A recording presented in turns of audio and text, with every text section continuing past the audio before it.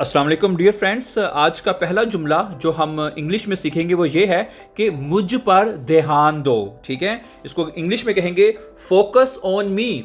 Focus on me, मुझ पर ध्यान दो।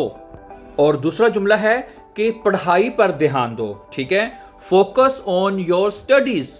फोकस ऑन योर स्टडीज, अपनी पढ़ाई पर ध्यान दो।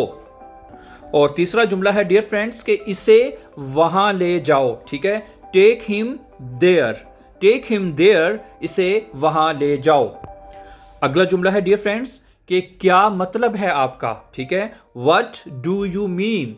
वट डू यू मीन, आपका क्या मतलब है। आज का पांचवा और आखिरी जुमला डियर फ्रेंड्स ये है कि कहाँ रह गए थे आप। ठीक है, कोई अगर बंदा कहीं रह गया, लेट हो गया, तो आप उससे पूछते हैं भाई कहाँ रह गए थे आप, तो उसको इंग्लिश में कहेंगे where have you been. Where have you been, कहाँ रह गए थे आप। वेयर हैव यू बीन, कहाँ रह गए थे आप। So thank you very much for watching, for learning easy and fast English. Don't forget to subscribe this channel. Have a nice time and take care.